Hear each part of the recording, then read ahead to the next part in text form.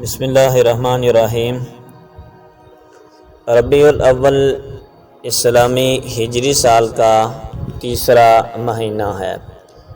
اس مہینے کی عظمت و فضیلت کے لیے یہی کیا کچھ کم ہے کہ اس میں امام الانبیاء تاجدار ختم نبوت سرکار دو عالم حضرت محمد مصطفیٰ احمد مجتبیٰ صلی اللہ علیہ وآلہ وسلم کی ولادت بسعادت ہوئی ہے۔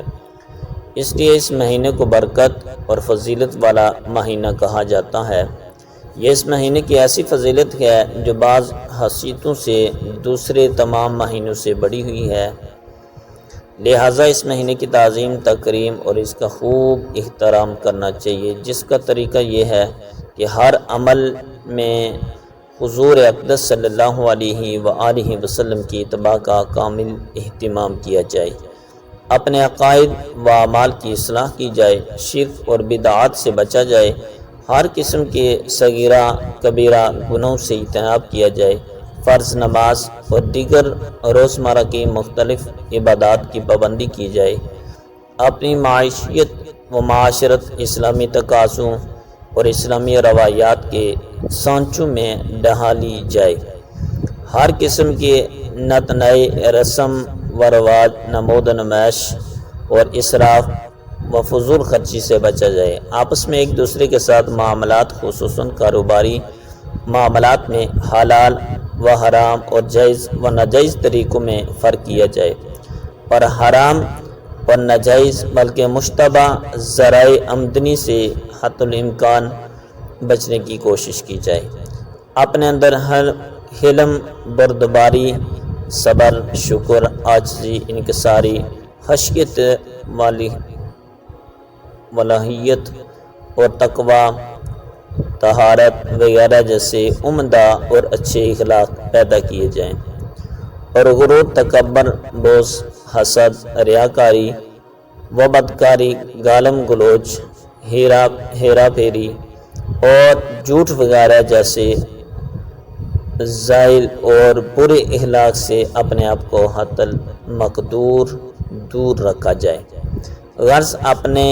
ظاہر و باطن اور اپنے اندر اور باہر کو حضور نبی کریم صلی اللہ علیہ وآلہ وسلم کی سیرت کے مطابق مکمل طور پر ڈھالا جائے، اور آئندہ کے لیے نیک اعمال کو بجا لانے کا عزم مصمم اور پختہ عہد کیا جائے، اور گناہوں سے بچنے کے لیے سچی اور پکی توبہ دل سے کی جائے، کیونکہ اصل میں حضور پاک صلی اللہ علیہ وسلم کی اتباع کا تعلق ان کے افعال و اعمال سے ہے، اور اطاعت کا تعلق احکامات و ارشادات سے ہے، اور اللہ تعالیٰ نے آپ صلی اللہ علیہ وسلم کی اتباع و اطاعت کا حکم دے کر آپ صلی اللہ علیہ وسلم کے جملہ اقوال و افعال کو حتمی طور پر حجت اور واجب العمل قرار دیا ہے۔ چنانچہ قرآن مجید میں ایک مقام پر اللہ تعالیٰ فرماتے ہیں، اور اللہ کی اور اس کے رسول کی اطاعت کرو اگر تم ایمان والے ہو۔ اس سے واضح ہو گیا کہ رسول اللہ صلی اللہ علیہ وسلم کی اطاعت کے بغیر آپ صلی اللہ علیہ وسلم پر ایمان لانا قرآن پاک کے نزدیک ایمان لانا نہیں ہے۔ حضرت انس بن مالک سے مروی ہے کہ نبی کریم صلی اللہ علیہ وسلم نے ارشاد فرمایا، تم میں سے کوئی شخص اس وقت تک کامل مومن نہیں ہو سکتا جب تک کہ وہ میرے ساتھ اپنے والد، اپنی اولاد اور تمام لوگوں سے زیادہ محبت نہ کرے۔ محبت کی حیثیت یہ ہے کہ جس کو کسی سے محبت ہوتی ہے وہ اس کا کثرت سے ذکر خیر کیا کرتا ہے، اور مومنوں کو اللہ اور اس کے پیارے رسول سے محبت کا حکم ہے، لہذا اللہ اور اس کے رسول کا ذکر خیر کرنا بھی عشق اور محبت کی دلیل ہوئی۔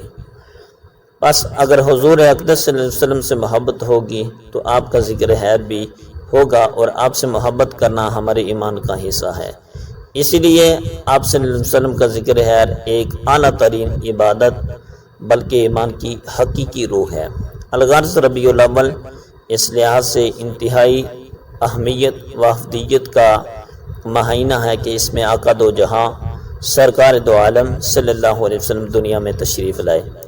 اس لیے اس مہینے کو ایسے طریقے سے گزارنے کا اہتمام کرنا چاہیے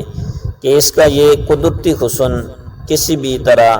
مان نہ پڑے، چنانچہ نیک